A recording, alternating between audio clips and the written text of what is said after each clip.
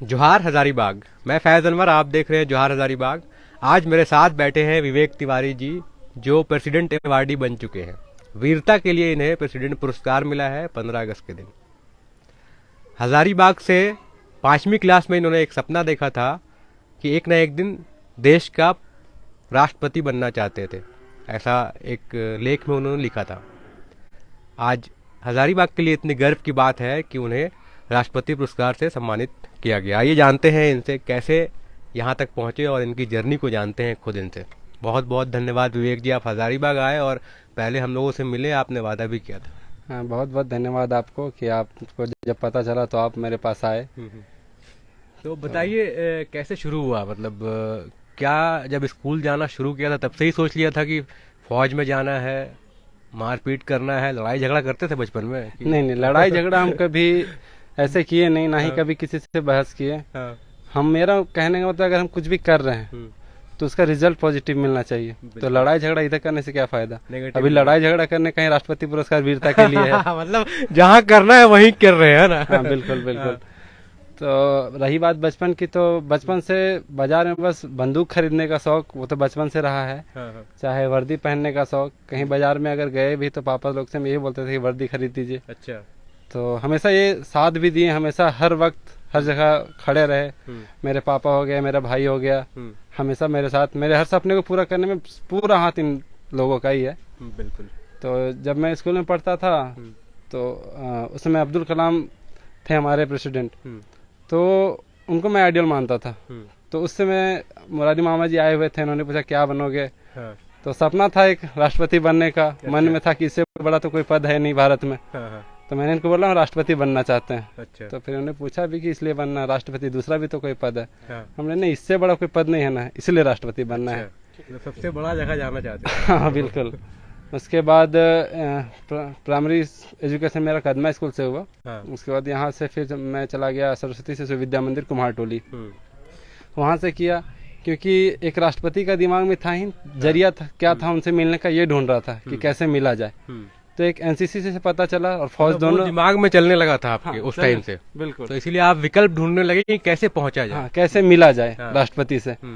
तो फौज का भी एक सपना था, तो दोनों को मर्ज किया तो एनसीसी एक जरिया निकला। हाँ।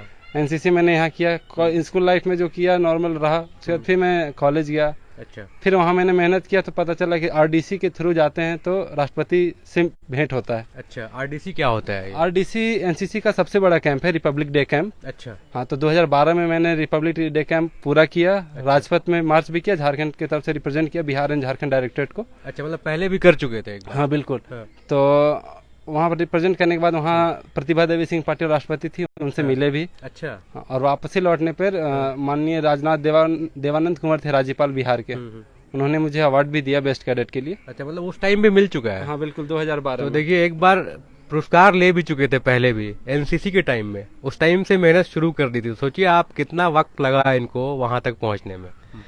बचपन से मेरा ये भी रहा है कि कोई अगर मुझे चैलेंज दे रहा है तो उसको एक्सेप्ट करना है। किसी चीज में हिस्सा लेना है, या तो हारेंगे या तो जीतेंगे, पर भागेंगे नहीं। बिल्कुल, मतलब रहना है लास्ट तक। अगर हार भी जाएंगे कम से कम कुछ तो सीखेंगे। उसके बाद में जब एनसीसी का दौर खत्म हुआ, ज्वाइनिंग निकली, ज्वाइन किया मैंने सीआरपीएफ। जब ट्रेनिंग सेंटर गया तो हमारे सीनियर बैच का पासिंग आउट परेड हो रहा था। तो वहाँ भी मैंने पूछा कि सबको अलग अलग अवार्ड मिल रहे थे। फायरिंग बेस्ट, इंडोर बेस्ट, जो भी। तो उसमें एक अवार्ड का नाम आया ऑलराउंड बेस्ट का। अच्छा। तो हमारे जो वहाँ सीनियर थे, मैंने उनसे पूछा कि सर ये है क्या, क्योंकि नया बंदा कोई सिविल से फौज में गया, उसको तो आइडिया है नहीं। तो उन्होंने बोला कि ये नहीं है, ये तुम्हारे बस का नहीं है। अच्छा। जाओ। हम बोले ये जो भी है। तो फिर उन्होंने बताया कि ये जब सर्वश्रेष्ठ प्रशिक्षणार्थी होते हैं जो, वो उनको मिलता है। अच्छा। मैंने बोला कि सर आज का डेट याद रखिएगा, और जब मेरा पासिंग आउट परेड होगा तो ये मुझे मिलेगा। अच्छा, ये आपने बोला एकदम? हाँ, 1 साल के बाद ट्रेनिंग खत्म हुई। हाँ। और मेरा ये सौभाग्य रहा कि ऑलराउंड बेस्ट मुझे ही मिला। क्या बात है। तो देखिए, मतलब ट्रेनिंग में भी ये डिसाइड कर लिया था कि ऑलराउंडर का अवार्ड इन्हें चाहिए था, और वो भी मिला। हाँ। उसके बाद वहां से जाने के बाद मैं यूनिट चला गया। अब एक बचपन से था चैलेंज एक्सेप्ट करने का, तो वहाँ पूछा गया कि लेह कौन कौन जाना चाहते हैं, लेह लद्दाख। तो हम 2 लड़के थे, लगभग 40 लोग गए थे हमारे यूनिट में नए। तो मैंने हाथ उठा दिया कि चलेंगे घूमने कम से कम। सबसे टफ वाला काम आपने बोला कि हाँ चलेंगे ले। आप लोग दोनों ने उठाया। फिर ले गए। फिर वहाँ के बाद मैंने 3 बार ऑल इंडिया कमांडो कंपटीशन खेला जिसमें पूरे भारत के कमांडोज आते हैं और मैंने उसको भी फाइट किया 3 बार। उसके बाद फिर मेरा सिलेक्शन वैली क्वेटी में हो गया। अच्छा। वहाँ सिलेक्शन हो गया। फिर वहाँ मैंने पूछा यहाँ है क्या, तो पता चला कि यहाँ गोली बारूद हमेशा चलता रहता है। अच्छा। जो भी, तो फिर बोला कि जब भर्ती इसके लिए हुए हैं तो आराम किस लिए ढूंढना, बिल्कुल काम करना उसके लिए लड़ना। तो देखिए मतलब सोच लिया है कि जिस काम के लिए भर्ती किया है उसको अच्छा से निभाना है।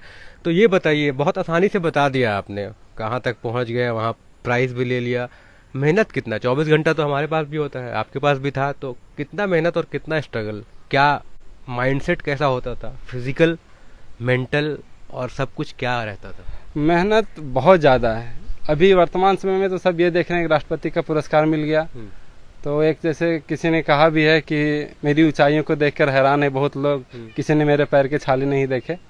तो बिल्कुल वैसा ही रहा। तैयारी ऐसा, जब तैयारी कर रहे थे फौज में जाने का, तो एक पागलपना था। और मेरा आज भी ये मानना है कि आप कुछ भी कर, कुछ पाना चाहते हो, कुछ बनना चाहते हो, तो उसके पीछे जब तक पागल नहीं होगे तब तक वो मिलेगा नहीं। क्योंकि 140 करोड़ की आबादी है, तो पागल बनना पड़ेगा, और जो पागलपंथी आएगा तब जरूर कुछ होगा। तो आपने कैसे किया, थोड़ा सा डिटेल में हम लोग जानना। तो उसमें ऐसा था कि मेरे आसपास से बहुत से लोग हैं जिन्होंने हर तरीके से, किसी का सफलता में सभी लोगों का हाथ होता है किसी ना किसी तरीके से। तो जो भी आते थे 12 बजे में, अगर मैं खाना खाया और गर्मी का मौसम है, धूप का, तो आके अगर मजाक में भी कह दिया कि चलो दौड़ते हैं, तो दौड़ने निकल जाते थे। और ये पूरा 3-4 गांव चक्कर मार के उसके बाद आते थे। यहाँ हजारीबाग में भी? हाँ, हजारीबाग में भी। अच्छा। तो फौज के, हाँ बिल्कुल। कई से लोग पीठ पीछे सुनते भी थे कि अरे पागल है। हाँ। बोले कोई बात नहीं, बोलने दीजिए। अच्छा। अपना काम तैयारी करना है। और फिर उन्हीं लोगों से मैंने ये सुना, जब मेरा सर्विस हो गया, 19 साल में मेरा सर्विस हुआ था, तो वही लोग जब घूमने जाते थे हम, तो बोलता था कि बहुत मेहनत किया है। अच्छा, बहुत मेहनत किया। वो उस टाइम जब हो गया तो मेहनत कर रहे हैं, जब जा रहे हैं तो पागल है ना। तो जो आपको कुछ बोल रहा है तो जवाब भी उन्हीं से लेना है। बिल्कुल। आप अपना काम करिए, सब कुछ अच्छा होता जाता है। सपोर्ट रहा बचपन से, माँ पापा भैया का हमेशा। जब भी किसी परिस्थिति में फंसा भी हूँ, तो जैसे आरडीसी का एक वाकया मुझे याद है। जब भी मैं बोलता था कि मैंने भैया को फोन किया अपने कि इतने ही लोग जाने वाले हैं, 50 ही है लिमिट पूरे बिहार झारखंड से।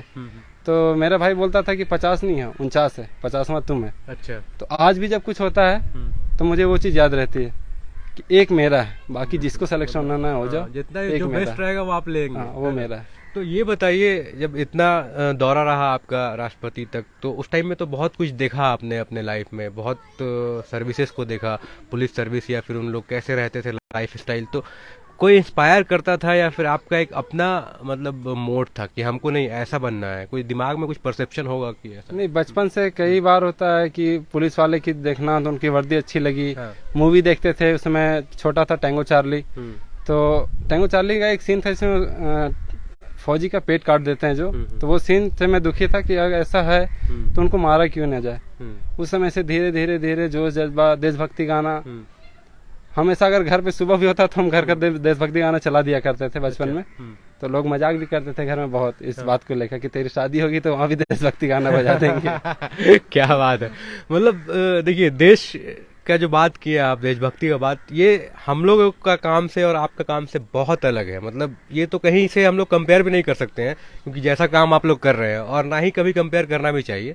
लेकिन फिर भी आप ये बताइए कि क्या डिफरेंस महसूस करते हैं आप बाकी लोगों की जिंदगी से? कितना डिफरेंस होता है वो?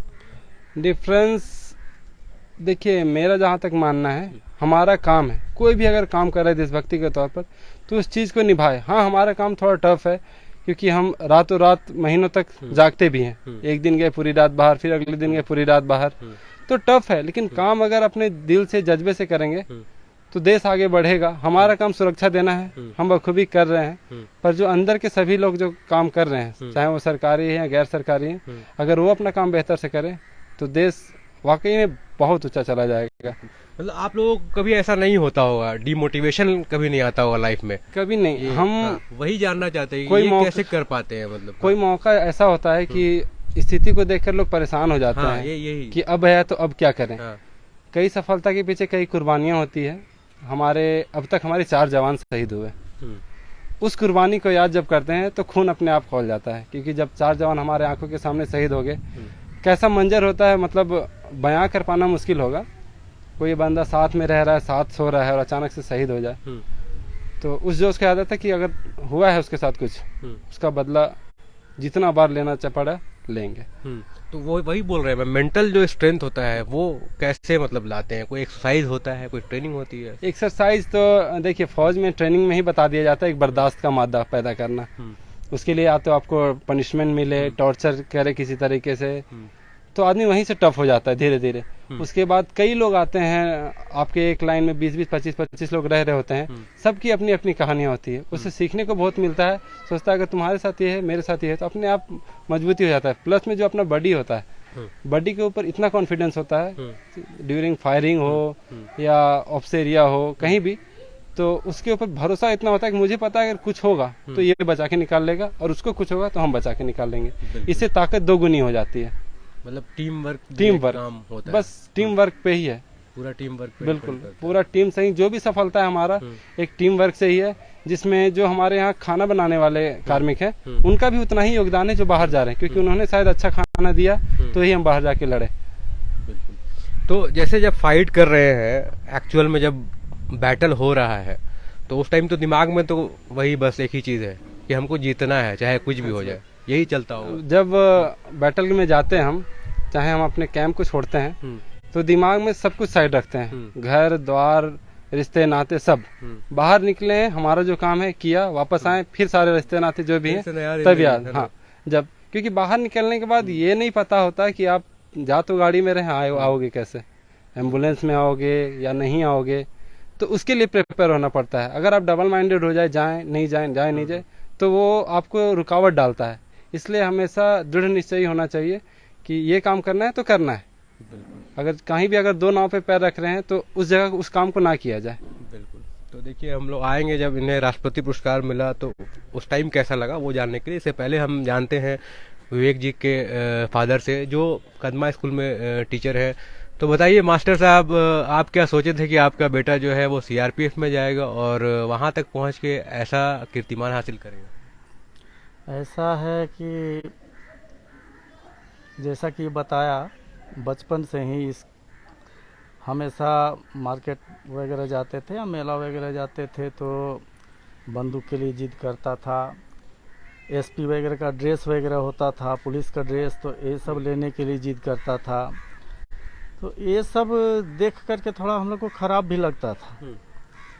हालांकि मन में था कि चलो भाई कम से कम इससे राष्ट्रभक्ति तो आएगा, ये तो था ही, लेकिन थोड़ा सा लगता था कि क्या बंदूक और छुरा और कैंची ये सब खरीदना हमेशा, कलम और तलवार एक साथ कैसे चलेगा। ये सब स्थिति देखते हुए फिर भी बच्चा था, जिद तो पूरा करना ही था हम लोग को।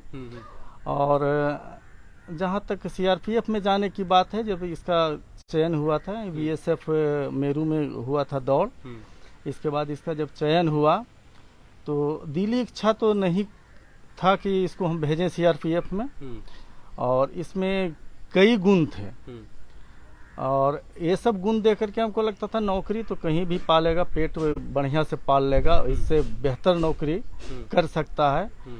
लेकिन कई लोग हमको समझाए भी, जिसमें मुरारी जी भी थे और भी कई लोग हमारे बड़े भैया हैं, सभी लोग हमको मोटिवेट किए कि जो नौकरी मिलता है अच्छी नौकरी है, और राष्ट्र सबसे ऊंचा होता है, और राष्ट्र के लिए जो कुछ भी है, हमको भी लगा कि राष्ट्र सबसे बड़ा है। तो राष्ट्र जो है उसके लिए अगर हम भी जहाँ भी हैं, एज ए शिक्षक भी हम हैं, तो हम राष्ट्र सेवा कर रहे हैं, लेकिन वह जो सेवा है वह जो करता है उसके चलते हम यहाँ भी सेवा दे पाते हैं। बिल्कुल। ये सब सोच करके और इसको भेजना पड़ा। लेकिन ये राष्ट्रपति पुरस्कार की बात थी तो ये तो समझ के बाहर था कि क्या करेगा नहीं करेगा। हम लोग तो सिर्फ चिंतित रहते थे। जब वैली क्यूएटी में गया तो उसमें ज़्यादा चिंता होती थी, जब भी न्यूज़ देखते थे कि नहीं कश्मीर में वैली क्यूएटी के साथ इनकाउंटर चल रहा, ये है वो है, तो खाना नहीं खिलाता था। अभी भी बोलते बोलते वो सोचते हैं तो लगता है कि रोज़ आए पहले, उसके बाद कुछ बात करें। रात भर नींद नहीं आती थी, हर समय मोबाइल में कभी देखते, कभी टीवी खोल कर देखते, तो जैसे ये जब रहते थे फील्ड पे तो आप लोग से कितना बात कर पाते थे या कितना बात कॉल आता था? फील्ड में कुछ भी बात नहीं हो कभी नहीं, पाता कितने था। कितने दिनों तक कॉल नहीं आता? कॉल तो जब वापस होता था ये हाँ, तभी कॉल। अच्छा। इसमें एक गुण यही है हम्म, कि जाता था हम्म, तो एक मैसेज भी कर देता था हम्म, कि हम कहीं जा रहे हैं। हम्म, इसके बाद जब लौट जाता था तो लौटते वक्त ही रास्ते से कर दिया कि लौट कॉल, रहे हैं। हाँ लौट रहे हैं। आप लोगों को संतुष्ट हाँ होनी चाहिए। संतुष्टि मिलती थी। हाँ, बहुत एकदम सुकून का जिंदगी लगता था। चलो भाई ऊपर वाले का धन्यवाद बहुत बहुत, सभी छोटे बड़े का आशीर्वाद से वापस लौट गया है। तो मेरे साथ मुरारी जी भी है, इसी मोहल्ले के हैं कदमा के। तो क्या मुरारी जी ये बताइए, जब ऐसे बच्चे निकलते हैं और जाके इतना बड़ा कीर्तिमान करते हैं, पूरा मोहल्ला और समाज में क्या रहता है माहौल? आप तो काफ़ी दिनों से जर्नलिज्म फील्ड में भी हैं, आप बताइए कैसा रहता है? हाँ, ये लोग जब जानते हैं, जब कोई उपलब्धि हासिल कर लेता है और हम यहाँ के हैं और हमारे यहाँ का कोई बच्चा बंदा कोई भी व्यक्ति उपलब्धि हासिल करता है तो बोला आप वहीं रहते हो, आप उसको जानते हो। अच्छा। तो ये उसके दिमाग में चलता है कि ये उसको जानते हैं, उसके पड़ोसी हैं, उसके घर वाले या उसके रिश्तेदार हैं, तो गर्व का अनुभव होता है। और जैसा कि विवेक के साथ था, जब ये छोटा भी था तो बोलते ना कि कैसे दिखता है, कैसे पता चलता है। हाँ, तो अब देखिए कि स्कूल में तो ढेर सारे बच्चे थे, इंटरव्यू हमको करना था तो इसका हुआ, हाँ, हाँ, तो कुछ तो दिख जाता है वहीं, जो बोला जाता है ना, होनहार बिरवान के हो चिकने पात, तो वो बचपन से ही कुछ दिखने लगता है। वो जो अभी बोल रहा था विवेक कि पागलपन, तो कुछ न बच्चे में दिखने लगता है, तो वो भीड़ से उसको वही सब चीजें अलग करता है। और भीड़ से में शामिल ना होकर भीड़ से अलग होना, वो भी एक हो सफलता की की सीढ़ी है। और हमको लगता है कि यहाँ के बाद इसके दिमाग में जो चल रहा था, लेकिन एनसीसी इसके लिए बहुत बड़ा प्लेटफॉर्म बना, जहाँ से इसने शारीरिक मेहनत, अनुशासन और जो बॉडी तैयार करना और माइंडसेट तैयार करना, उसमें हमको लगता है कि बहुत मदद मिला एनसीसी से, एक अच्छा प्लेटफॉर्म मिला। और जिससे वो आरडीसी बहुत बड़ी बात होती है, चाहे वो एनएसएस का स्वयंसेवक हो या एनसीसी का कैडेट हो, उसका एक सपना होता है कि हम आरडीसी में जाएं, राजपथ पर मार्च करें। तो देखिए, एक इंग्लिश में बहुत फेमस पोएम भी है, रोड लेस ट्रैवल्ड, मतलब जो कठिन रोड है वो लोग ट्रैवल नहीं करना चाहते हैं जनरली, लेकिन विवेक ने जो रोड ट्रैवल किया है बिल्कुल सच में कठिन है। तो ये बताइए, ये सब जो इतना परिश्रम करने के बाद, मेहनत करने के बाद जब अवार्ड मिलता है तो वो खुशी कैसी होती है? मतलब इन सब परिश्रम का लगता है कि फल मिल गया या फिर और बेहतर? देखिए, मेरे ज्वाइनिंग से पहले शिक्षकों को भी मैंने एक बार देखा था कि राष्ट्रपति पुरस्कार से सम्मानित किया जाता है। तो मेरे पिताजी को भी यहाँ डिस्ट्रिक्ट लेवल पे शायद मिला था, तो मैंने इनको बोला था कि पापा आपको राष्ट्रपति पुरस्कार मिलेगा। तो बोल उसी समय ये बोले थे कि जिस दिन तुमको मिलेगा समझ जाना हमको भी मिल गया। तो आज मुझे वो बात अभी याद आई, तो अब मुझे खुद भी अच्छा लग रहा है कि जो इनका एक सपना था उसको लेके चल रहा है। बिल्कुल, मतलब पिताजी का सपना भी पूरा किया और देश के लिए तो बहुत बड़ा कीर्तिमान है ये, इतने बड़े बैटल को जीत कर और फिर पुरस्कार पाना। आप लोग बताइए, जब अलग अलग लोगों से मिलते हैं, क्योंकि सीआरपीएफ जहाँ पे आप हैं वो हर कंट्री से बाकी लोग आते हैं, तो एक साथ जब मिक्स होते हैं, मिक्सचर करते हैं, तो क्या रहता है? सब लोग एक ही माइंडसेट लेके आते हैं कि देश के लिए कुछ करना है, या फिर क्या रहता है सोच? फौज की शायद खूबसूरती यही है, क्योंकि एक रूम में पता नहीं, शायद हो सकता है 10 राज्य के अलग अलग लोग हों, लेकिन आपसी मेल भाव इतना अच्छा होता है, जैसे अब हमारा जैसे खून का रिश्ता हो, सगा भाई हो, अगर आपको तकलीफ है तो उसको भी वो अपनी फील करता है कि नहीं इसको तकलीफ है तो मुझे भी है। हमारा जो बर्थडे भी होता है तो हम उसको हर चीज़ शेयर करते हैं। हम बैटल ग्राउंड में भी अगर कोई इंजर्ड हो गया तो ये नहीं देखते कि वो किस डिस्ट्रिक्ट का है, किस स्टेट का है, किस जाति का, किस धर्म का है, और वो कूद पड़ते हैं उसे बचाने के लिए। और ऐसा कई वाकया हुआ है जिसमें बचाया है, इनफैक्ट कश्मीर के लोगों ने बचाया है। तो ऐसा बहुत सा मौका। सबसे मज़ेदार बात यही है कि सारे लोग लगते हैं कि एक है, बिल्कुल, इसलिए तकलीफ ही नहीं होता। तो ये बताइए, अपार्ट फ्रॉम दिस आपका वर्दी और इसके अलावा हॉबीज कुछ अलग एक्स्ट्रा फ्रॉम दिस कुछ है ऐसा? जब मैं एनसीसी में था तो जो था कि राष्ट्रपति से कैसे मिलेंगे, तो साम दाम दंड भेद जितना हो सकता था किया। उसी के दौरान मैं डांस भी करता था, गाना भी गाता था, और बचपन से मुझे मिरर राइटिंग करने की आदत थी। मिरर राइटिंग क्या? मिरर राइटिंग होता है कि जैसे आप जो चीज किताब में लिखा है और उसे आप मिरर में देखेंगे तो वो आपको उल्टा दिखेगा। हाँ। मैं वो उल्टा लिखता हूँ जिसे आप मिरर में देखेंगे तो सीधा दिखेगा। अच्छा। वो भी हिंदी में। इंग्लिश लिखना शायद आसान है थोड़ा, हाँ। क्योंकि उल्टा भी लिखेंगे तो ए वही होगा, ओ वही होगा। लेकिन मैंने हिंदी में लिखना शुरू किया था, और वो भी स्पीड से। जो नॉर्मल स्पीड में आदमी सीधा लिखता है, उसी स्पीड से मैं उल्टा तो लिखता ये तो था। आपके लिए एक अच्छा बड़ा टेक्निक हो गया। मतलब ये तो दुश्मन पहचान ही नहीं पाएंगे भाई लिखा हुआ क्या, अगर कुछ मैसेज देना होगा तो। और मैं कई बार पढ़ भी लेता था। स्कूल वगैरह में नोटिस बोर्ड में अगर कुछ छपता था और पीछे से दिख रहा होता था तो लाइन में खड़ा रहने की जरूरत नहीं होती थी। मैं पीछे जाता था, उल्टा पढ़ के वापस काम निकाल लेता। लड़के आज खड़े में ये पीछे जाके देख के आ गए।